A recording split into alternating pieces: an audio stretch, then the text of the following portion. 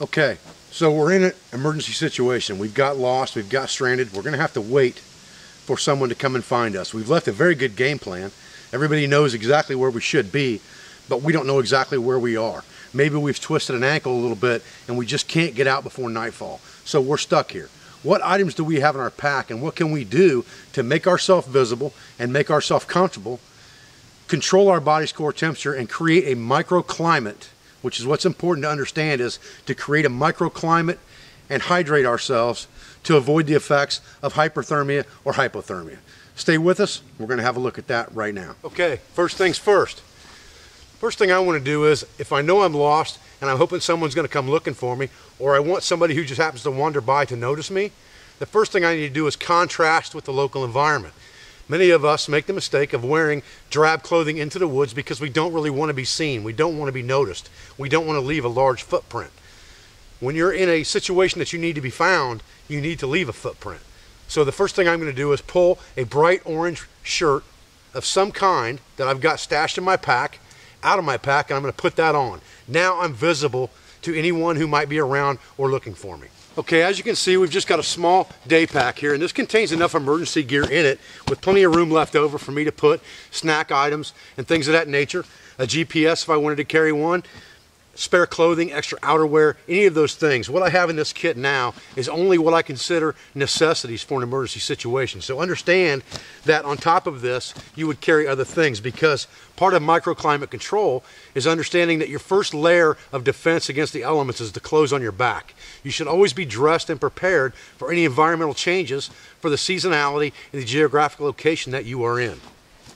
The keys to microclimate control are understanding the triangle of microclimate control, as we teach at the Pathfinder system, which is the three ways, or the three sides of that triangle, that control your body's core temperature, that you gain or lose heat. And that is microclimate control: conduction, convection, and radiation.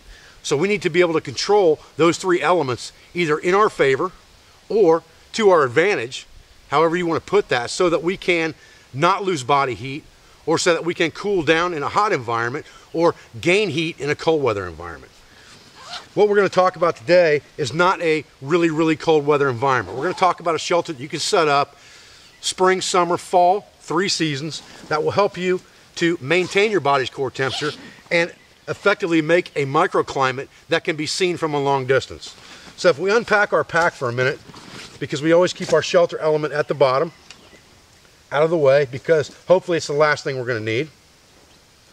And we'll discuss all of these items as we go that we have in our pack. Our shelter element consists of a bright orange emergency reflective reusable space blanket. We carry several stakes so that we don't have to waste time and energy looking for these things, and they can also be used multifunctionally as toggles. We have a heavy 3mm garbage can liner in here, or drum liner, that we can use for a moisture barrier on the ground. We can stuff it with leaves to make a sleeping bag or sleeping pad, or we can use it for rain gear if we need to. And then we have a couple different elements of cordage in this pack that we can use to help us set up this microclimate. And cordage is an important thing to understand that you're going to need, and it's one of the 5 C's of survivability. So that basically makes our microclimate that we need if we're going to have to stick it out for a night or two before we can get out. We also have a micro fleece queen size blanket that we can use in the summer, winter, or fall. And then of course we should have the clothing on our back and the clothing in our pack, which includes outerwear. So this is our shelter. Let's get this set up. Stay with me. Okay. So the first element of my shelter kit is just a piece of cordage. I prefer orange for everything I can get emergency wise, and it's 25 approximately feet long, and it's a piece of paracord, and it has 2 loops tied in the end with just an overhand knot.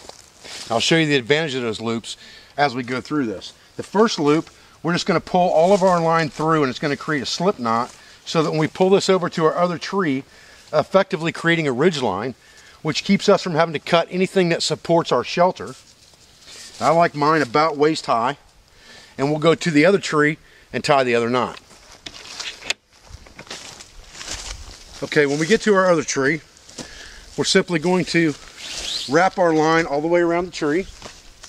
Again, I like to start about waist level, and I can adjust that height to adjust the pitch of my shelter, whether I want to lose heat or gain heat, or keep convection or reduce convection within my shelter if I have a fire in front of it, or to reduce or increase the amount of breeze coming through my shelter, and how much heat I hold in or let out by raising and lowering this pitch. The higher it is, the more heat it's going to release. The lower it is, the less heat it's going to release. Then I'm going to pick a spot about 1.5 feet out from that shelter, and I'm going to tie a very simple knot where I just turn a loop over in the line and pull it through, creating a slip knot like this that I can pull against as a pulley, but will come out very easily.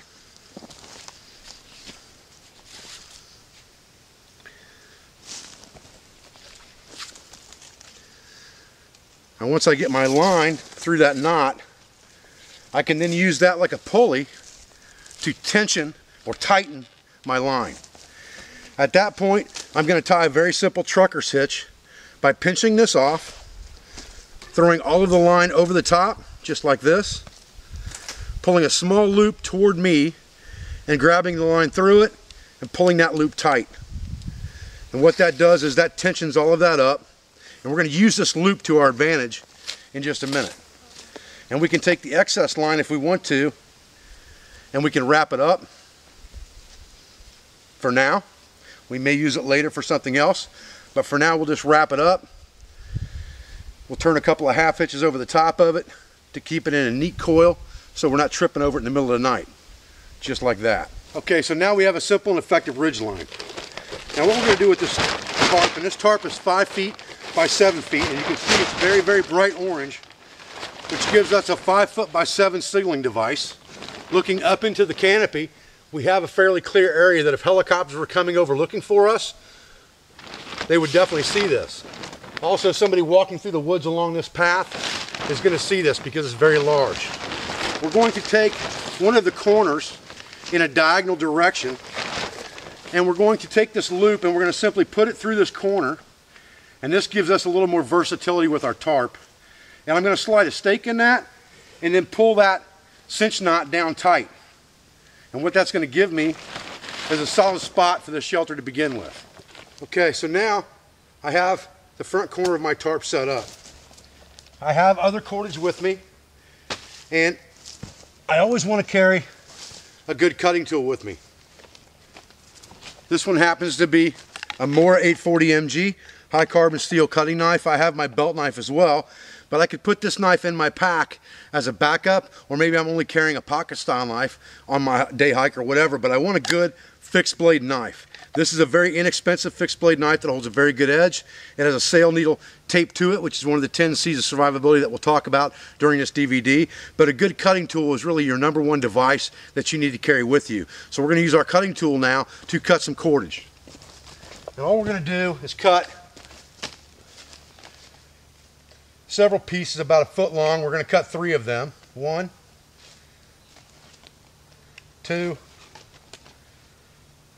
3. We'll set our cordage to the side, put our knife in the sheath, and all we're going to do is tie these with an overhand knot so that we've created a loop in all 3 of these very quickly.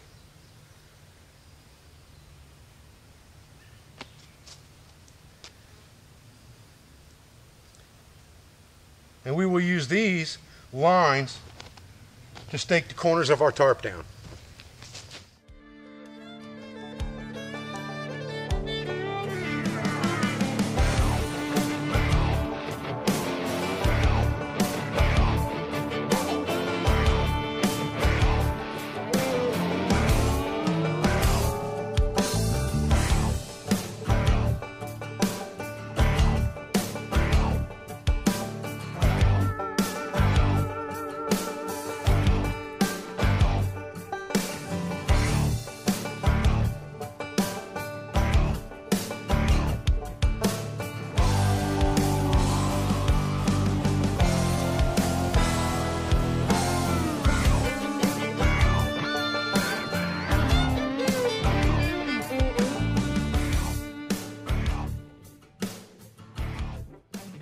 Okay, at this point we have effectively created a microclimate. Now, what we need to do is something on the ground. We can put our microfleece blanket on the ground. If we're afraid it's going to rain or the ground is damp, we can use our trash bag as a moisture barrier.